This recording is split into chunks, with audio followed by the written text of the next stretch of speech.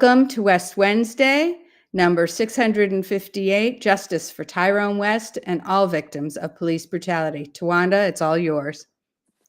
Thank you. Like my sister Queen just said, justice for my big brother Tyrone West and all victims of police brutality. Tonight we don't have any special guests, so we're going to play the video and we're going to come right back to you. Mic check. Mic check. Mic check.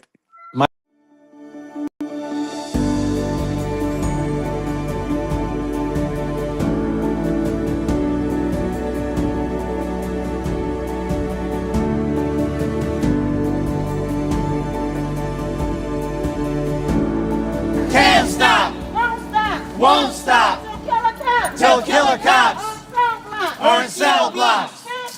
Can't stop. The following video portrays an incident of assault and violence at the hands of police. Viewer discretion is advised. I suggest you back the fuck up. No, why you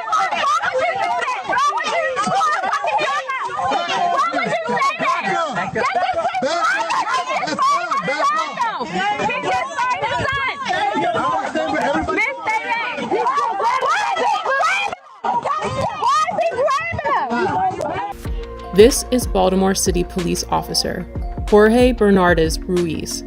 In a video shot in 2016, Ruiz is seen with his knee on the back of an unknown man with a gun pointed at the man's head. His message was a clear one. Concerned onlookers, adhere to my dictates or else. Here, we can hear Ruiz saying to Baltimore residents, I suggest you back the fuck up. It is documented that Baltimore police officer Jorge Bernardes Ruiz is a repeat violent offender, even without access to all complaints against Ruiz, undisclosed by BPD Internal Affairs records. 6 cases involving Ruiz are known. This video will briefly highlight 6 total cases beginning in July of 2013. Case 1, Abdul Salam, July 1st, 2013.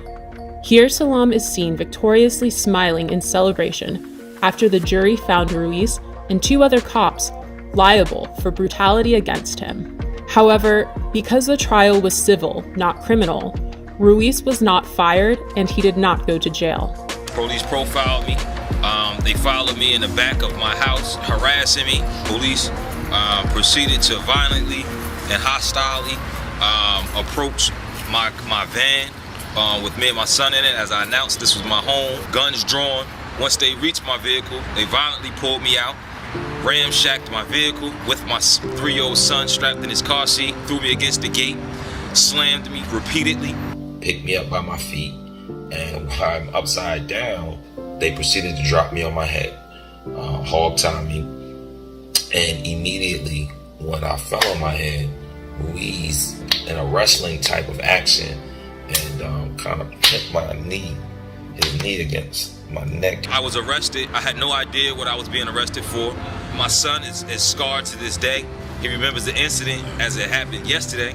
When he talks about it, he always refers to Daddy being on the floor with police yesterday. Case 2, Darrell Harris, profiled, as seen in this video, July 17th, 2013. Yeah, Sid, what's wrong with it? Improper way with it. There's no such thing as an improper way. You gonna tell me my job, bro? I know the law. Are you gonna tell me the law? I know the law. You gonna tell me the law? I know the law. What's the problem? You giving me a ticket? You need my license registration? Yeah, let me get it. Profile, y'all use the seatbelt as a reason. Profile. Do me a favor, take out your keys. Yeah, you can record me. For what? Nah. I don't feel safe right now. Do you want me to step out the car? Do you want me to step out the car? I'll step out the car. Call the police, man. What do you call a supervisor? I'm about to do shit. This is getting uploaded to the internet right now. Yeah? And we are 2 law-abiding citizens that we are getting targeted, and I don't know why. Just 24 hours later, Bernardes Ruiz played a leading role in the police killing of unarmed Tyrone West. Case number 3, the murder of Tyrone West, July 18th, 2013. My brother Tyrone West was brutally murdered on July the 18th, 2013. In both of these cases, when you look at the pleadings and the harsh language of these officers that have been quoted to me by reliable witnesses, the N-word. And Killer Ruiz and Killer Chapman and the rest of those 11 and 15 killers, including David Lewis, took something from my family that they could never give us again. And that was my brother Tyrone West, one unarmed man who was brutally murdered, beat to death in broad daylight.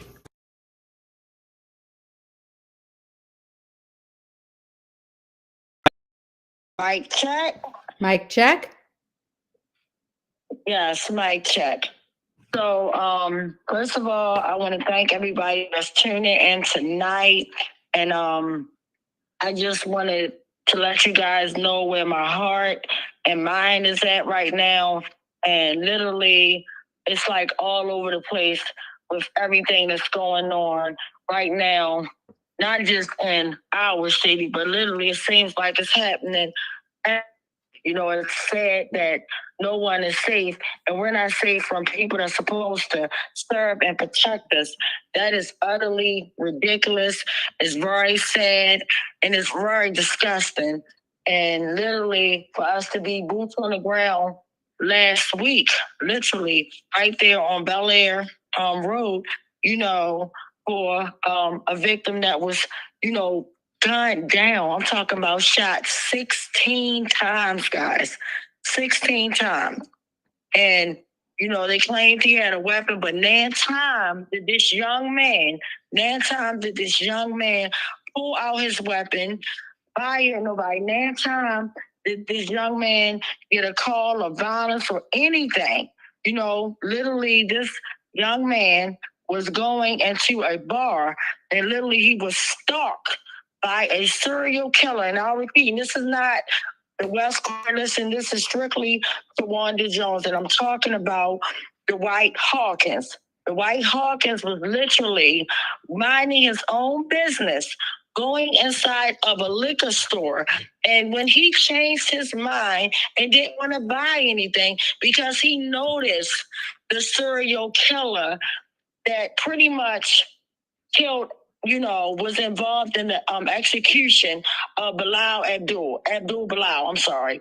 But literally, you know, he changed his mind and literally was chased. And you can see even on that video footage, the alleged video footage where you see it looks like Dwight was pulling up his pants, literally running away, back turn, and for you to be executed in such a horrible way is very disgusting.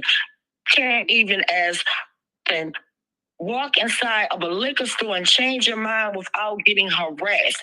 And the fact that it was the same officer involved in Abdullah Bilal, literally.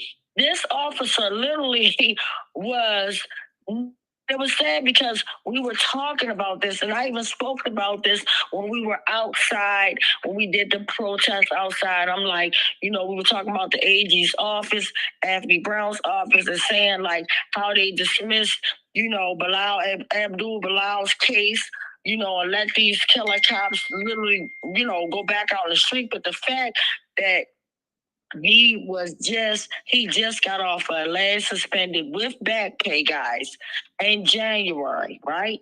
And then in February, Black History Month, you want to literally just do what you're known for doing. That is disgusting. I am so sad right now. I'm heartbroken. It is really disgusting. You can't even walk in a bar, literally, to change your mind, a liquor store, not a bar, but a liquor store, and change your mind and say, you know what, let me just go. And then for witnesses to say that he said, I don't want any problems. And I said, well, what you doing? Why are you changing your mind? He said, look, I don't want no problems. And he didn't want no problems. And you walk away, and then you try to run because you know, like, ain't nobody's going to stand around for a serial killer. Even though I know that he probably didn't know that that was the same one that, you know, was involved in Abdul Bilal. But the fact Your gut, your instincts tells you when something's not right, especially the way people demeanors are and the way they're acting like they want to do something. But the fact that you're not safe, literally stepping inside of a bar, I'm sorry, a liquor store, and you change your mind and you're gunned down, that was really devastating.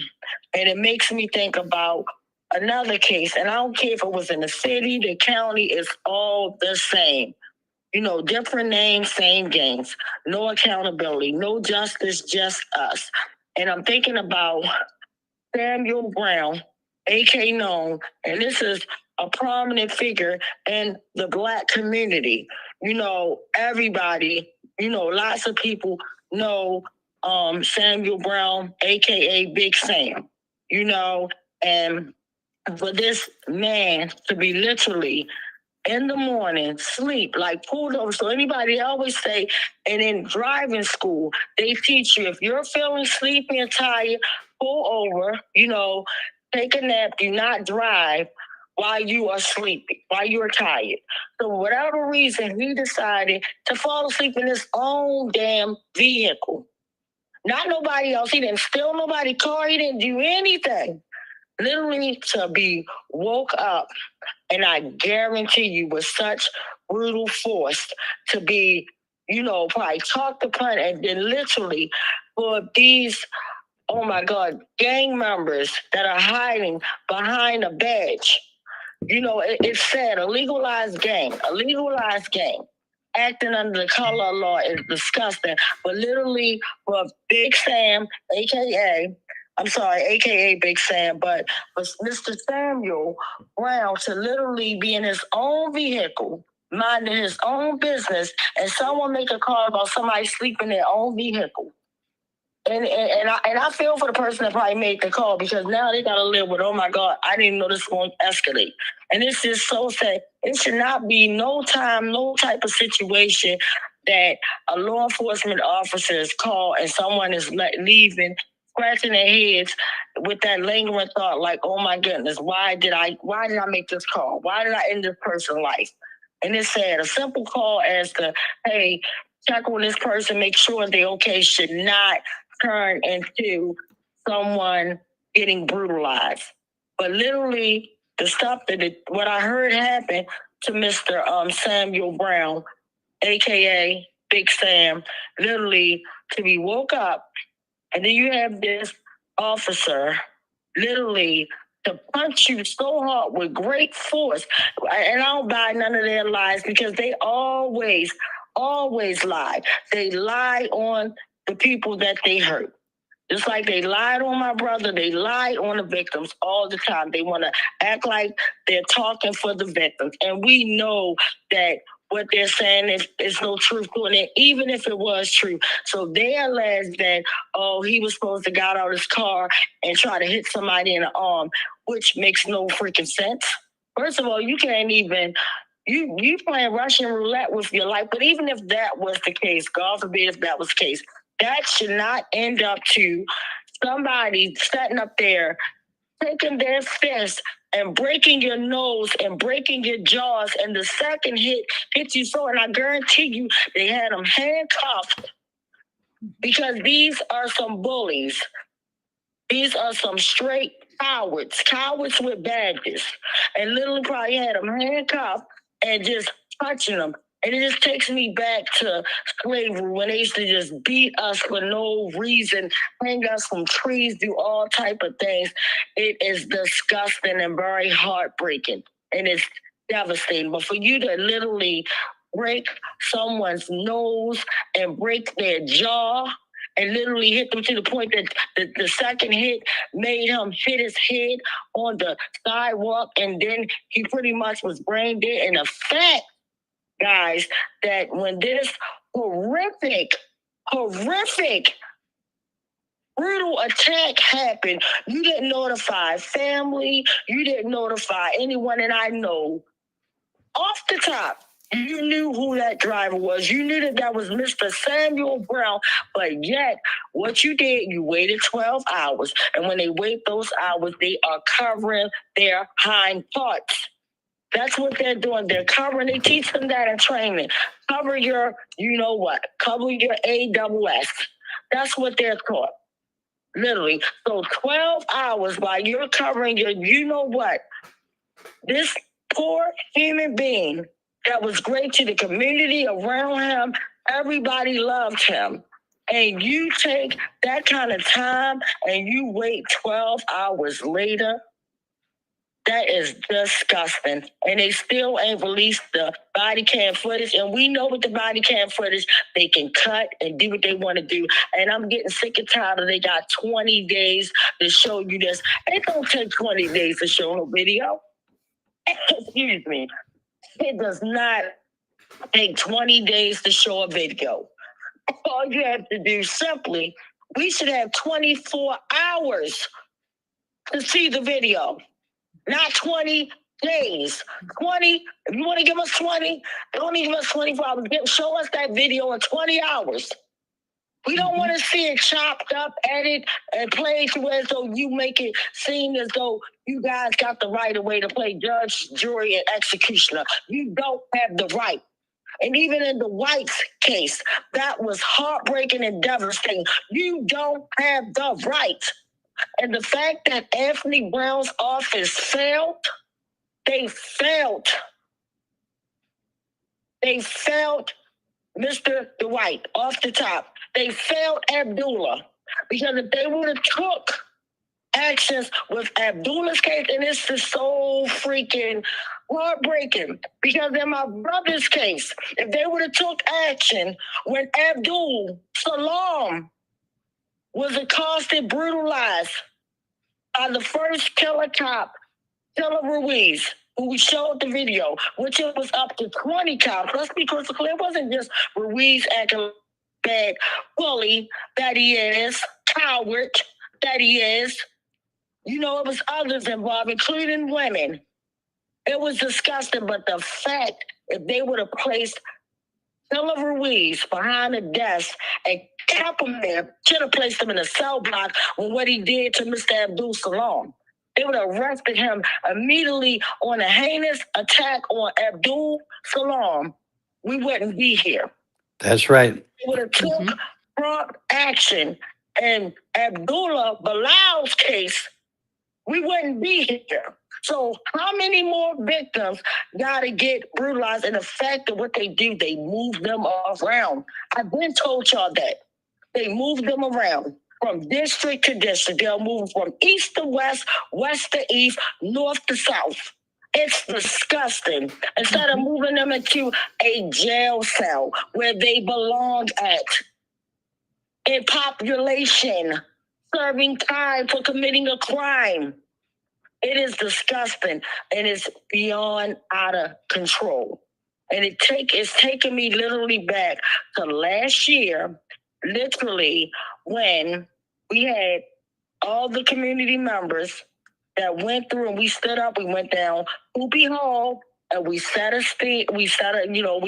a town hall meeting, and we told them we wanted accountability for Miss Pamela Brooks. May she rest in peace. You're talking about an elderly woman that was suffering another mental health crisis. We stood in boots on the ground with Dante Milton, who literally was in a mental health crisis and cried and begged and pleaded for help. But did Dante Milton get help? No.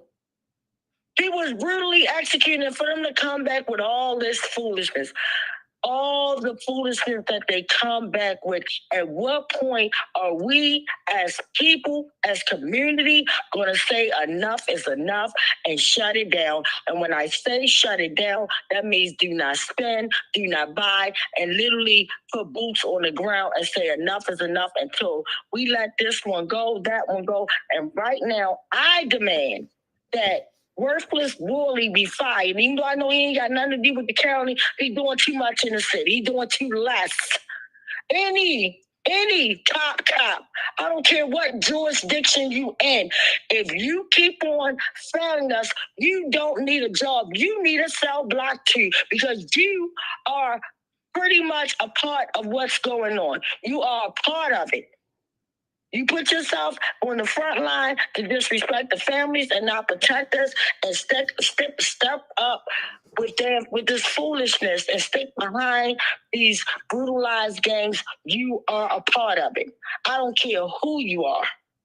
But it's beyond my hands. It's beyond, like, our hands are tied on it because nobody's doing anything. People that have the power are failing us over and over and over again. And it makes me go really back to July the 18th when my brother was executed. And all I kept saying was, the stuff that we got in place, I'm like, I wish we had like the AG's office that could come out and investigate these things.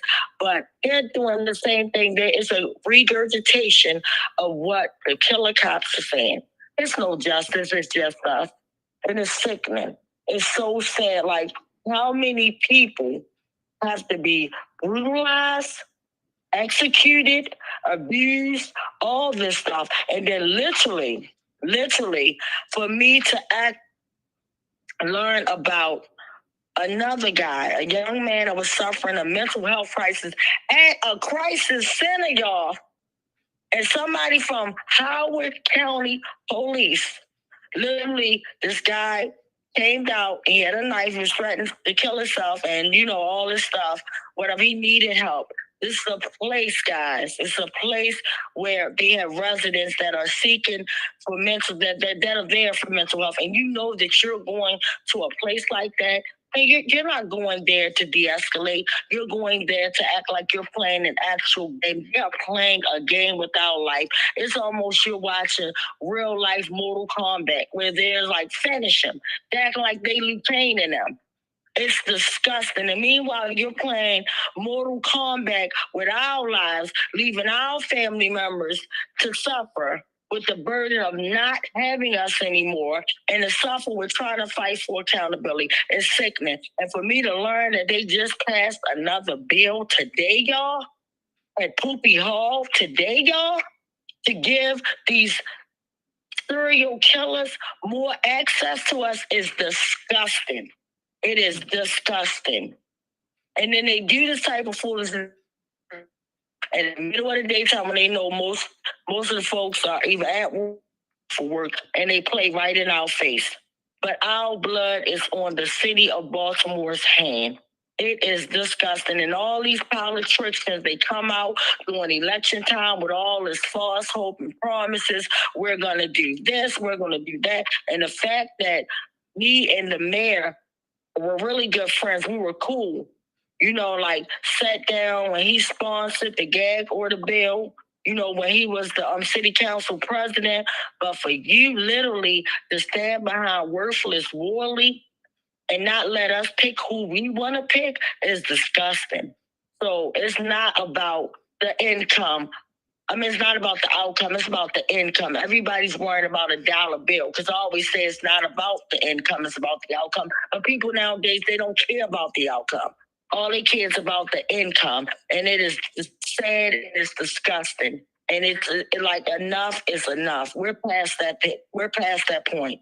We're in 2026, y'all.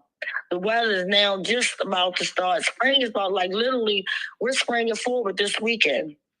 We're springing forward this weekend, and nobody's safe. So, when we spring forward, the weather get, nice out. When it starts feeling nice out, more, that generates crowds of people and things of that case. But meanwhile, they are playing in our face, and they are literally killing us. It's sad and disgusting.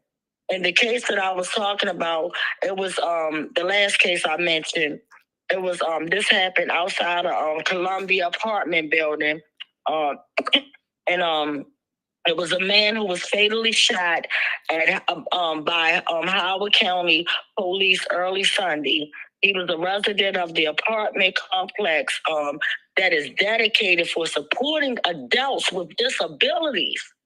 So you have a whole apartment complex, and then they send what? A killer cop out there. So you're not safe into a mental health facility.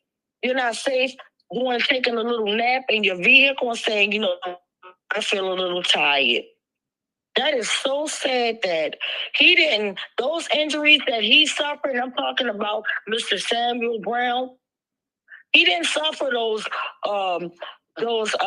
injuries by falling asleep behind the wheel and crashing his vehicle. He would have been safer. And it's so sad and disgusting to say, he would have been safer driving half sleepy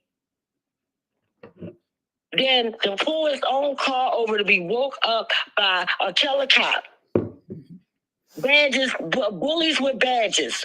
Half of them probably got bullied when they were in school, and then they feel like they're above the law, and now they want to take out. They feel big, bad, and almighty with that badge. With that badge like they're in a punching ring. Disgusting. It's disgusting. So you're not safe. Miss Paula, she wasn't safe in her own home, going through a mental health crisis with a knife, and you got grown young men coming in her damn house, and they gun this woman down with a knife, talking about they fell over top of each other. The foolishness. You got Dante Milton, who literally was like, you know what? I want help. I don't feel safe right now. My mom said when I need help, just, call, get help. I'll be fine. I'll be good. I'm going through my mental health crisis. I want help. I know what I need. And you pull and all of a sudden say, bro, I really need help. Please just, call 911 for just help me. Like, just take me to the hospital. Instead of taking Dante Milton to the hospital, these bullies with badges, the Ku Klux Klan decided to take Dante Milton's life. They didn't take him to a hospital to get him help. So his family could have thanked him later. Possibly Mr. Dante could have thanked him later. No, they took his life. So you're not safe asking for help. You're not safe in your home. You're not safe at a disability crisis center. You're not safe when you're feeling a little tired, like, okay, I don't want to put myself in an unsafe situation, nor no one else. I feel a little bit tired. Let me just take a little power nap real quick, pull over to the side of the road in my own vehicle. And you get brutalized. So you're not safe doing that. You're not even safe. And I'm talking about now, Mr. Abdullah Bilal. You're not safe, any community that you serve and you sell fruit, fresh fruit, because you live in a food desert where nobody cares, but you are man enough to say, you know what, I care about my community.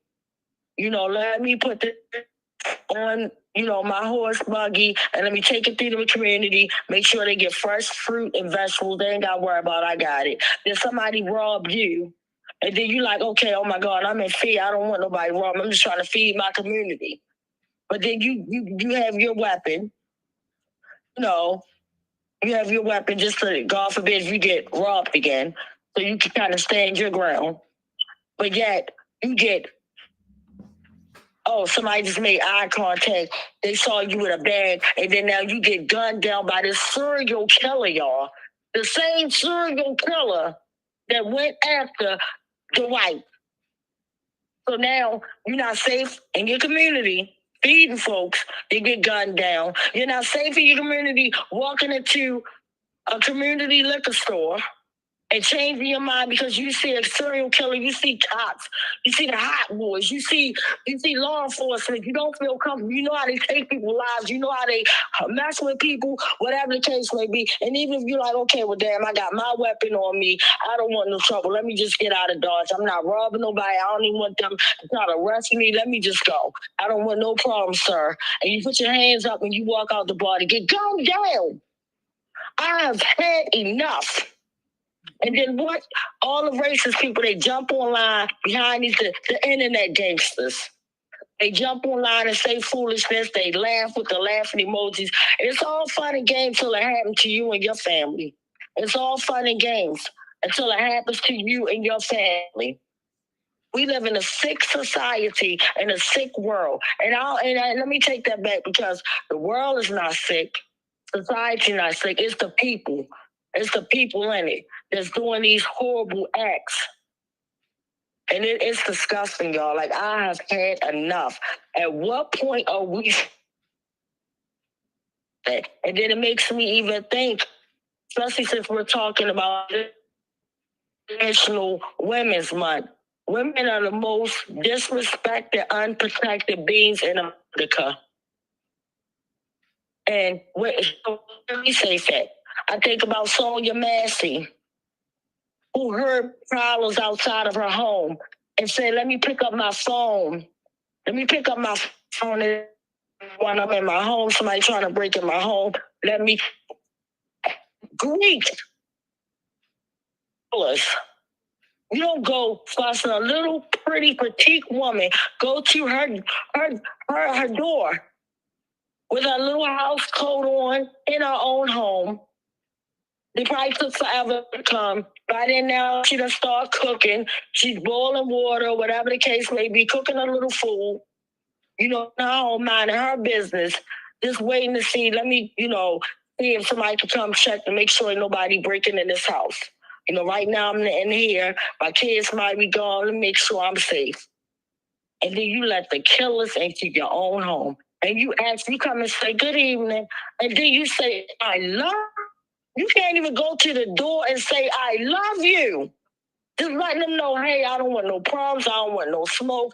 I love you. I don't know you, but I love you. I hope you're not here to hurt me. Because we know how they target. And then now for anybody to pass this bill at City Hall today, for this license plate reader foolishness, for us to get more targets on our back, our blood is on your hands. And the way they got these bags, the way NBA is set up now, y'all, is a big setup. We ain't got to worry about scammers calling you, getting your information. We got real life, all these illegal cameras taking pictures, they giving you tickets after the fact. Y'all, I just paid over $2,500 for foolishness. Anybody know me? The proof is in the pudding. They know I don't drive fast at all. People get mad and go around me all the time, every day. But yet I had all these speed camera tickets. I had 2 bus tickets that literally was scandalous as I don't know what. They added up to like $900. Then I had this Easy Pass foolishness. I don't even drive on the highway. And when I cleared them out 2-3 years ago, they was done, but then they popped back up for foolishness. And even with paying all of that, do y'all know that they still have not removed the flag? Everything is paid, $0. All I got pay for my tax, but now every day I'm forced to pay a coworker to come get me because I don't want to be pulled over in my vehicle for my tag being expired when all my tickets are paid. But I don't want to be pulled over to be assassinated by the Ku Klux Klan for them to say, oh, I fear for my life. Bad enough they playing pop trunk games. Occasionally where I go at, my trunk just pops open. Nothing's wrong with my trunk. I even took it to a mechanic shop. Nothing's wrong with the trunk. I even showed y'all the video outside of my home 2 hours after I leave for work. My trunk just pops over. Literally. Guys, we have to take this stuff serious. It is not a game. I know it sounds crazy, but I need y'all to wrap your minds around nothing but the truth. I'm telling y'all the truth. I show it to y'all. How many more people got to get slaughtered before we take this thing serious? How many more? And then it even makes me really think, too, about my friend Malcolm, who was talking about his friend being literally about to be released from parole, y'all. This young man was getting ready to be released from parole, and a parole officer stalks you to your home in Erie, Pennsylvania, and take your life. And they wait a good 6 to 8 months later to arrest this joker. Where are we safe? You ain't even safe going checking in, turning your life around, going checking in with your PO, going to your girlfriend's house like, hey, have a good day. I'm good. I done checked in. I'm about to be off, about to be the man that I want to be, because now I'll be free. I'll have my freedom all the way back. I can take care of my kids, my family, all this stuff. And literally, you're stalked by your parole officer, y'all. This is what we go through in America. The United Snakes of America. They unite to take us down. And meanwhile, you got the orange agents setting office, setting off wars, all that. Nobody checks the foolishness. But we say something wrong, they quickly check us, but nobody checks the foolishness. Nobody protects us. I'm over it. Completely over it. All I can do is give you guys facts. Whatever you do with them, you do with it. Whatever you don't do, you don't do. But don't say I did not warn you. Literally, we got a police brutality list today of 3 days. We got like 12 names, y'all. 3 days. 3 days. That is disgusting. How many more people? You aren't safe anywhere. You're not even safe in your own home. Because at any moment, you could call and say, hey, you know what? I feel like there's some illegal stuff going on. And we know about the Gun Trace Task Force, how they was dealing drugs, weapons, raping, robbing, doing all type of stuff, right? We know about that, right? So let me call and just, give a call and say, hey, there's a lot going on across the street. But instead, what they do, they turn it up on you and your family and do a home invasion and make you unsafe. How many more people gotta be victimized? How many? Is it gonna take for somebody to do something to your family before you take it serious? Don't think it's a game or take it seriously. And now we got a lot of people in the community, and I urge all the people in the community that's standing up for Big Sam, as you should. Stand up for all the victims of police brutality. Stand up for Big Sam. Let's shut it down till we get it for Big Sam and not just Big Sam. Everybody. We are more than hashtags and body bags. We're more than being 6 feet in the dirt and pictures of buttons on a t-shirt. Our lives matter. I keep telling y'all that. This is the time to utilize the moment, not just for a second. Because if I would have just did it for a second, it's still people now, and we done been out here going on 13 years, y'all. Still don't even know who Tyrone West is, y'all. They wouldn't even have known anything. You know how many people try to silence me? Do you know how much I put my life on the line every time I come on here, be out in the streets with y'all? Y'all think it's a game. Right now, they're supposed to be actively investigating my brother's case. So you know the killer cops, and it's about 20 of them, y'all. It's about 20 of them. You think they happy right now seeing me literally out in these streets every week? But I'm going to keep putting it out there. So if y'all believe me or don't believe me, that's on y'all. But the truth don't need no support. They executed Tyree Moorhead, y'all. He was killing y'all. Everybody wanted to say, oh, Tyree Moore, it was suffering from mental. No, that man was doing to him. It was one thing when he was just talking about the crazy part. Shout out Tyree Moorhead, may you rest in peace, my brother. He was out there doing a no-shoot zone. Every time somebody go out there and spray paint. And he had a lot of respect in the community because when he was spray paint, no shoot zone, people stopped shooting over that spot. But it's ironically that at the place that he first started his first no shoot zone, that's where he died at. Where he was assassinated by a killer cop. They put like 16 bullets on him. And nobody even talking about it. We don't even know what else happened about it. Everybody was discussing for the moment. Then time passed. Things got in between. And nothing. I didn't forget. We saw it. We saw them order him. What they was doing was stalking his Facebook page. They were trying to get all the community mad at him because the way he was like going off on the police and sometimes going off because his wife loved him. His community loved him. He had a family that loved him. But at the end of it, they try to play it out. And they watched and they stalked that man Facebook, IG. That's what they do, like they stalking mine right now. Y'all ain't gonna catch me slipping. I'm telling y'all, God forbid they do something to me. They did it. You find a weapon on me, they did that. Car crash, they did that. Whatever, they did it. God forbid. I'm just saying. And I don't drink, don't smoke, I'm just telling y'all, they dirty, they crackball. They past dirty, they crackball. When you expose the corruption, you're opening the Pandora's box of nothing but evil stuff. That's why you think they're hiding them Epstein files. Why? Everybody in them. They sick out here, y'all. They hurting kids, babies. You wonder about all the missing girls and all this stuff. You talk about, you hear about, you don't hear about it. It's bigger than the Epstein files, y'all.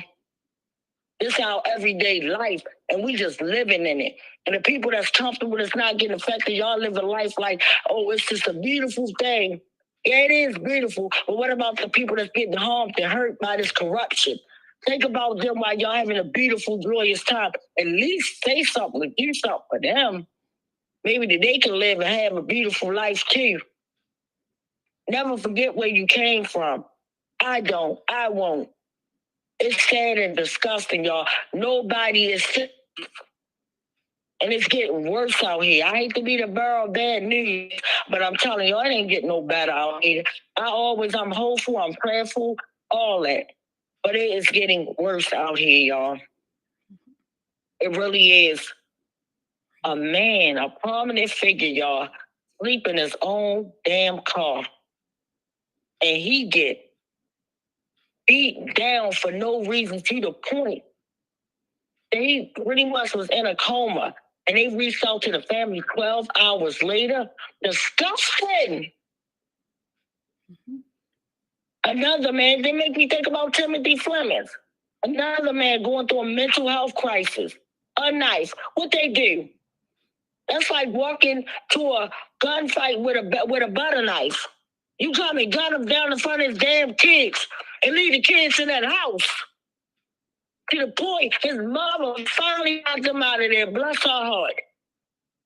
It's disgusting how they treat us, y'all.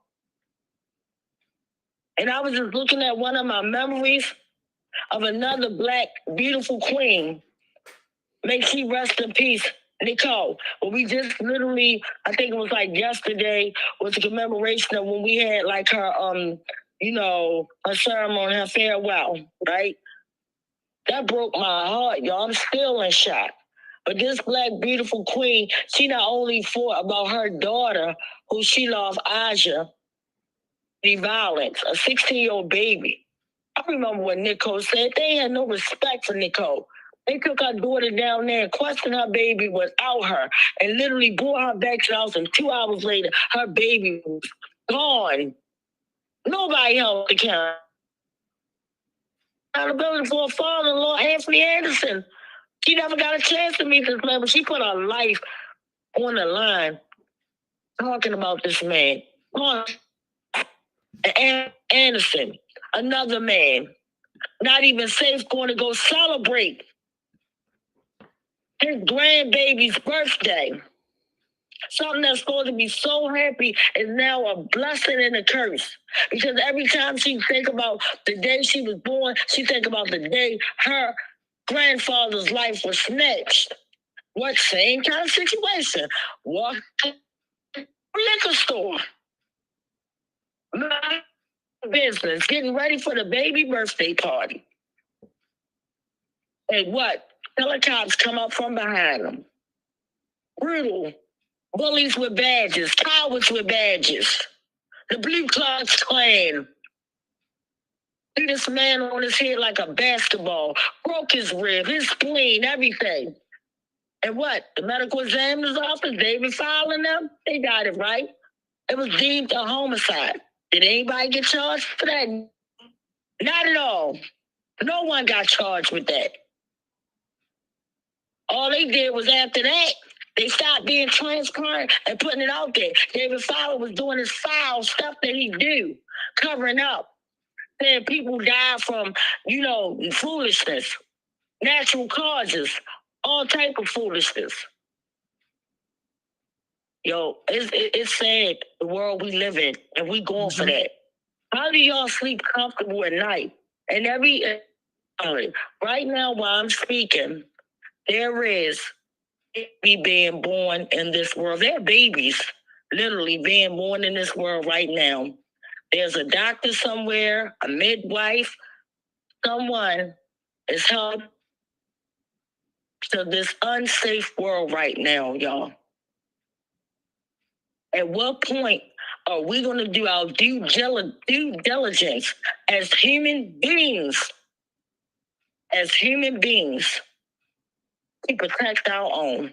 And it disgusts me every time I watch Fox 40 Live, but I watch it because they say, keep your enemies close, right? So I watch what they say. And then I saw them there that had their so-called expert on there trying to justify homicide, foolishness, brutality. They literally had this white guy on there saying, well, you know, it's a hard case, talking about the guy that was literally at the health crisis center that was, you know, threatening to kill himself. And they did it, you know. Oh, yeah, it's a hard task because the officers got to keep themselves. And first of all, that's some foolishness. If you don't feel safe, you definitely don't need to be armed. That's the first thing. Somebody scared should never be armed. So go flip a burger, go read a book, go do what you got to do. But to be scared and afraid with a badge and a gun, that is daily recipe for disaster. And it's disgusting. But the fact that they can set up and play in our face with foolishness is horrible. I've had enough, y'all. I don't know about y'all, but I want y'all to think about every second someone is being born into this world. The world is beautiful. It's just the corruption that makes it tainted and twisted. But there is an innocent human being being born in this world. What are we going to do to make sure that these babies are safe? And the thing that I was saying about Fox 40 Live that pissed me off so bad, they was talking about some type of animal that had a baby today, and then they was telling the camera guy not to get too close. News person, not the reporter, not to get too close. It was like, yeah, because you don't want to get too close because you know a mother got to make sure that her babies are straight, just like her third baby. And I'm like, they care more for an animal than a human life. It's okay for an animal to protect their baby, their cubs, or whatever the case may be.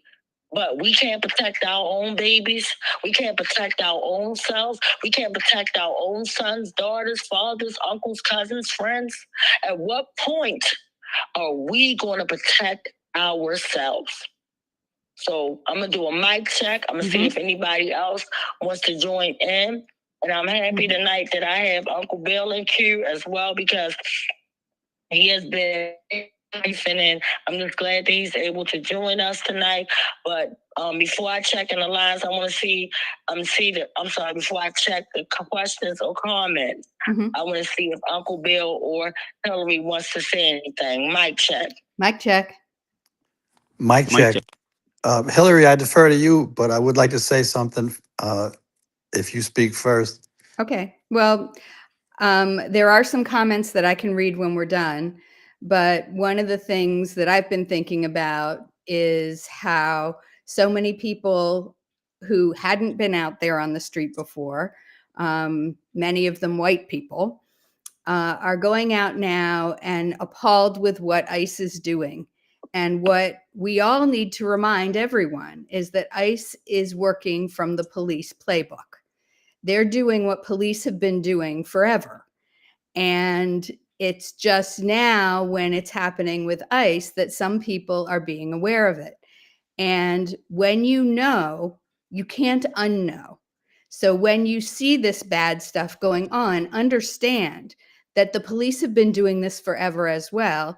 And they've done it to people of all races, but the majority of people, the percentage of Black people that this is happening to is way greater than any other group. Percentage-wise. And we need to be honest about that. And we need to be honest about our history in this country, which is really nothing to be proud of. Our country started out this way. Our country started out as colonizers taking the land from Native Americans, from indigenous people. And so this has continued for a very long time. Now some people are seeing it where they didn't before. Let's hope that they don't ever unsee it. And let's hope that we all continue to take action. Mic check. I'll send it over to you, Bill. Mic check. Like that. Well said. Well said. And Tawanda, since I've been away a couple of weeks because I wasn't feeling well, it's particularly inspiring to hear you speak again tonight, because sometimes I forget how powerful you are, speaking truth to power. And you did it excellently. You're 100% on target as I see it in terms of calling these police racist, violent bullies. And often they're not just bullies, often they're killers. So the thing I wanted to raise tonight is that, in my view, and I'm speaking for myself here, these cops that act that way imitate the officials at the top of this system.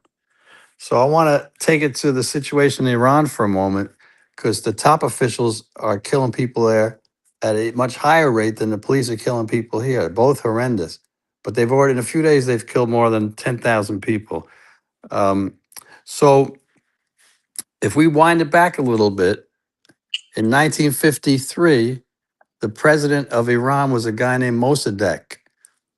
And he and the people that followed him said, we're going to nationalize the oil industry so the profits don't go to Exxon and companies in other parts of the world, so that we can use the money here locally.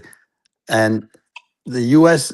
oil companies did not like that, and they used the CIA to kill Mossadegh in 1953, the elected president in Iran. And then after they did that, they put this guy in power from New York. He was a descendant of the old kings in Iran. His name was, he was the Shah, means the king in Farsi. And under him, in conjunction with the US ruling class, they created secret police in Iran called the Savak. In those days, many Iranian students were studying in the United States in college. If they demonstrated against the Shah in Iran, and if the Savak got a picture of them demonstrating, the Savak would then torture and sometimes kill their family members in Iran. And so now we're seeing the same replay. Big money's involved with the oil in the Middle East, and the U.S. oil companies and the U.S. government is doing what it can to hold on to that power and that profit. And they don't care who they kill in the process. And so the police see how those at the top of this system function, and it becomes a norm. This racist, violent approach that the police use comes from watching and observing those at the very top of this system. As you say, Tawanda, it's sick and disgusting, but I'm fully confident that one day we'll have enough people that understand what's wrong, and we'll succeed in changing this. Mic check. Mic check. Like that. Tawanda, would you like me to read the questions and comments? Yes, please. Thank you. Okay. So from Bruce Emmerling, we have good evening all. From AC Britt, we have mic check. From Angela Sutton, we have mic check. From Bruce Emmerling, we have mic check. From Gretchen Tome, in response to what's happening in our city right now and what you were talking about, she said, exactly the same day that the mayor signed a resolution to protect us from ICE agents, he gave BPD the power to get new license plate readers that let them track our location going back 10 years. Then we have Ansel Jones, mic check. Linda Green, mic check. And that's it. Mic check. Awesome. Well, Mic thank check. y'all for your feedback and everything. Yeah, it's a shame. It's disgusting. Mhm. So again, we're not going to stop until these killer cops and repeat violent offenders are in cell blocks. So at this moment, I'm going to take the time to say our mission statement, and we will take it from there with our unfortunate sad list. And I know the night was a lot, of sadness, but I definitely had to get that off of my chest, and that's why I elected not to bring a guest on, because I didn't want to depress everybody, but I was just like, it's just way too much. Like, at the end of the day, everyone deserves to go back home to their family, not just law enforcement officers. Everybody needs to go back to their family. Everybody deserves to be home safely in their home with their family, waiting for their family, and everybody deserves to be safe while making a decision. And it's just so sad and disgusting. It's like America wants us to just follow the script and just control everything we do. We have the right to change our mind about anything. So we walk in the store and we decide we don't want to go in there anymore and change our mind. We have the right. Who is that officer to tell him why you changed your mind? It's none of his business. If he would have said it's none of your freaking business, because it wasn't none of his business. We have the right to pull over and sleep in our own damn car. Like, what? Are you kidding me? So, I mean, it's sick. It's sick. We're living in a sick society. That's what it is. But nevertheless, I will say our mission statement, and we will go on with our sad list. And I respect everybody's time because it's definitely 8:07 now. So I'm going to go straight into our mission statement. It is the mission coalition not to just fight for accountability, but my big brother Tyrone West, and not just him, but all the victims. All, when I say all, I mean all the victims of police brutality and murder. Unfortunately, when we get these names, these lists that we read, the sad list which we refer to, these lists come from local and national media outlets, and we have no further information on the list, like who's involved, no type of details whatsoever. But at the end of the day, we can agree that these all are human beings. And as I always say, no one deserves to be brutally murdered. I wouldn't wish death or brutality to the enemy. Personal opinion, because no one deserves that. That is not love. That is nothing but evil. The world has enough of evilness in it. We should live in a loving. Tawanda?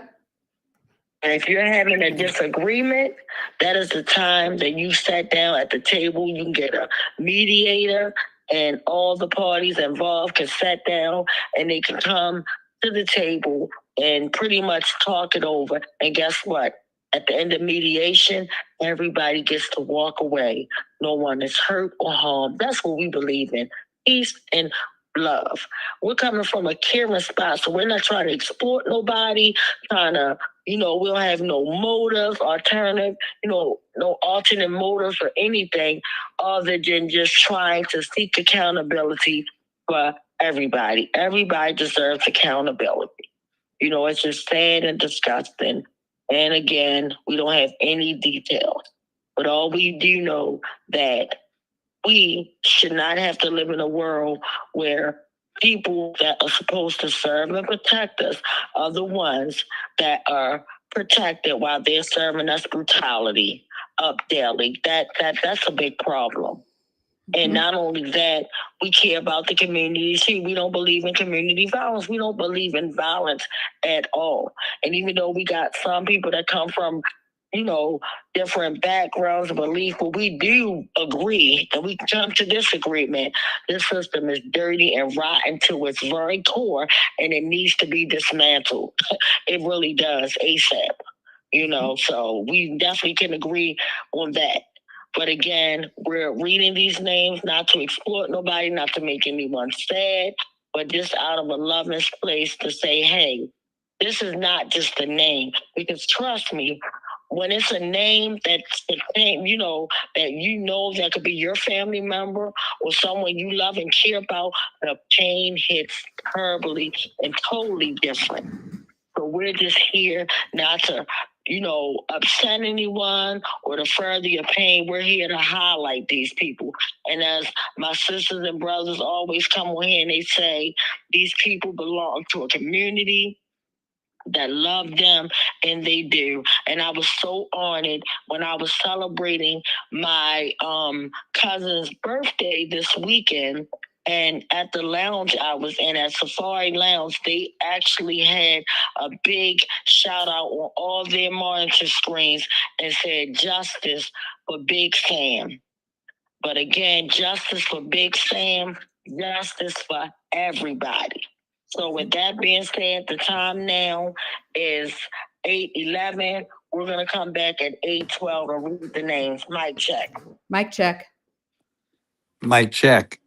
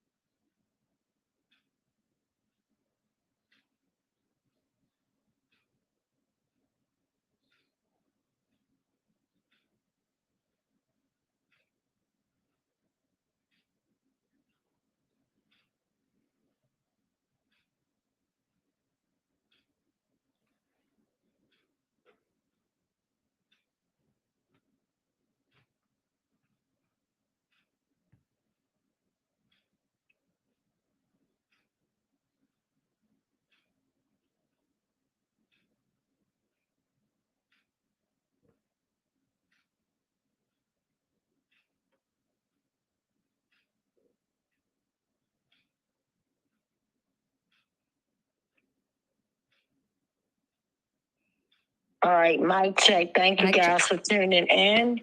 And I'm handing it over to y'all. Mic check. Mic check. Brian, Mic check. do you have the Mic check. community violence list? Yeah, just hang on just a second. I gotta change locations. Yes. Okay. I'm sorry. So yeah. Once again, I'm going to read the Baltimore homicide list. This is for about the past 2 weeks. And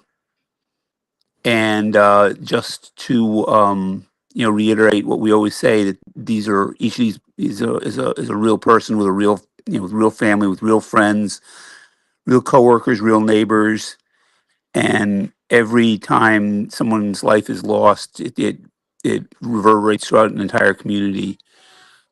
This week we have in the past 2 weeks we have 5 names, four names that we know of.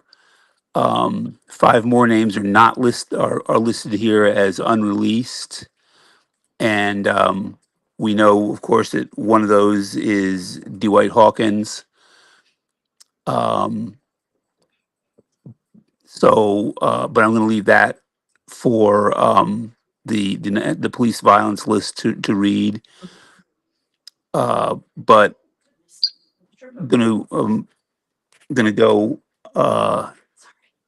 starting with the oldest, and just if you would just echo these names back to me, we'll try and uplift these names and dedicate ourselves to an end to violence here in Baltimore. Tyona Pierce, age 15. Tyona Pierce. Kashawn Lake, age 24. Kashawn Lake. Andrew Seeley, age 36. Andrew Seeley. And Kyrie Plummer, age 21. Kyrie Plummer. Thank you. Thank you. Okay, so I'm going to read our national list of victims of police killings. You'll notice that one of these is the gentleman that Tawanda talked about. And again, this is on the dates of the 23rd, 24th, and 25th of February. Those are the only dates we have. And on those 3 days together, there were 13 names, which is really disgusting. And each of those 13 people had a whole family and community around them. So let's send love and light to their communities and their families, as please repeat after me when I read these names. On the 23rd, in Fairfax, Virginia, 54-year-old male, hopefully I'm saying it right, Shahatra Thapa. Shahatra Thapa. Ashram. Also on the 23rd, in Big Spring, Texas, a male whose age is unknown, but whose name was withheld by the police. Cell Cell blocks for blocks for killer killer cops. Ashe. Ashe. Also on the 23rd, in Albemarle, North Carolina, a male, 43 years old, Jason Trexler. Jason Jason Trexler. Trexel. Also on the 23rd, in Highlandville, Missouri, 45-year-old male, Richard Bird. Richard Bird. Richard Bird. Also on the 23rd, in Minneapolis, Minnesota, 23-year-old male, Eddie Duncan. Eddie Duncan. Eddie Duncan. On the 24th of February, in Gig Harbor, Washington, 32-year-old male, and I'm going to try to do this name, Alexander Shabilkin. Alexander Shavilkin. On the 24th, in Parma, Ohio, 29-year-old male, Ricardo Davis. Ricardo Davis. On the 24th, in Baltimore, Maryland, 37-year-old male, Dwight Hawkins. Dwight Hawkins. Also on the 24th, in Porterville, California, 49-year-old male, Calixto Mendoza. Calixto Mendoza. On the 25th, in Spokane, Washington, 47-year-old male, Richard Shepard. Richard Shepard. Richard Shepard. On the 25th, in Ballackinwood, Pennsylvania, a male whose birthday or whose age is unknown, but whose name is Francis Collier. Francis Collier. On the 25th, in Vestal, New York, 38-year-old male, Islam Higazi. Islam Higazi.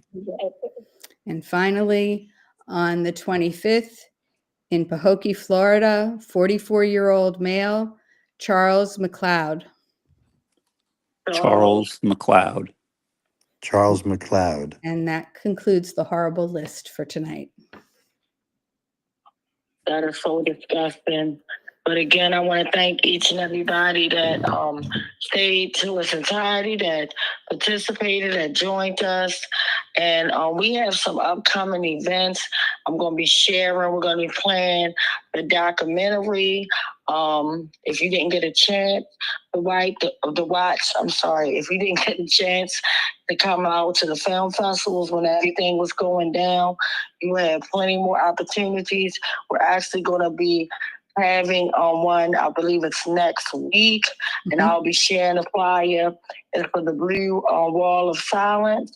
So hope I ain't messed that up. Y'all know I'm horrible with names, but yeah, so it is going to be at Morgan State University, and I will be sharing a flyer on my page. So we're going to also be sharing where you can book your tickets, free tickets, and we're going to have a bake sale drive and things like that. So make sure you get your baked goods. Make sure y'all buy y'all merch. Like, what's going on with the merch, guys? We have T-shirts on deck available at any time. Grab a couple of T-shirts, please, and thank you in advance. So remember, live to love, and some magnets too, guys, before I forget. We have it all, guys. We ready for y'all. So remember, live to love to live. I love you all. We can't stop. We won't stop until killer cops are in cell blocks. So please stay tuned for the other half of our video. Mic check. Mic check. Mic check. And Mr. West begging for his life, and Mr. Salam begging for his child to be excluded and comforted from what was taking place. Not for himself, but for his 3-year-old child. Case number 4, Adina Britt and family, September 10th, 2015. My name is Adina Britt, and I wanted to submit a 30-second testimonial that Jorge Omar Bernardez Ruiz is one of the 11 terrorists that came into my house performing a home invasion in September 2015, terrorizing my entire family and even holding my 12-year-old son at gunpoint. He needs to be stopped. Case number 5, unidentified arrestee, assaulted in 2016. I suggest you back the fuck up. No, why you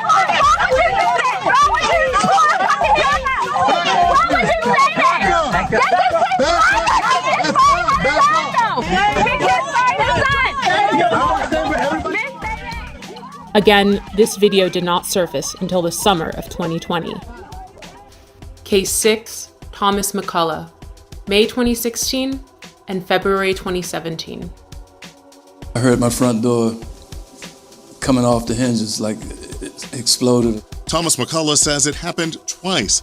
In May 2016 and February 2017, Baltimore City Police burst through his green front door and raided his Pimlico home. They said, police. They come up, shotguns, guns. He says officers ransacked the place, looking for drugs, money, and weapons.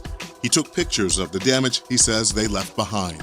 Tell us where the drugs are, the scales, the guns, and the large amounts of money. Nothing was found. Now he's suing police, claiming officers, including a former member of the Gun Trace Task Force, frightened him, his wife, and father-in-law when the officers conducted what his suit calls an illegal search of his home. The owner of the house tells 11 News after the second raid, he had to replace the front door. McCullough and his attorney say they want Baltimore police held accountable. There is a colossal breach of trust. And McCullough tells us following both raids, no one was arrested or charged. This all begs the question, when will Baltimore City State's attorney see the prosecution of Bernardez Ruiz as warranted? They were the stopping officers in these so-called jump-out cars, unmarked and so forth, that stopped both the West vehicle and the Salam vehicle without probable cause.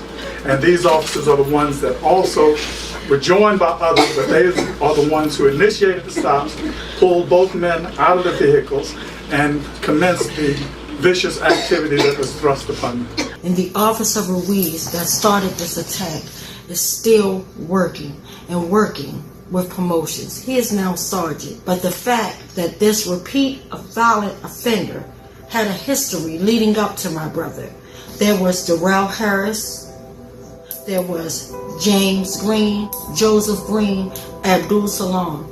No one family deserves to be brutally murdered or brutalized by this repeat violent offender Ruiz. It is time we take action. The time is now. Baltimore police officer Jorge Bernardez Ruiz is a repeat violent offender. Based on these accounts, in accordance with the law, we, the West Coalition, call for him to be fired, prosecuted, and incarcerated. We're more than hashtags and body bags. We're more than being 6 feet in the dirt and pictures and buttons on t-shirts. Our lives matter. For the safety of our city, the prevention of further harm, and the justice for these families, we see no other option. And again, I'll say, the time is now.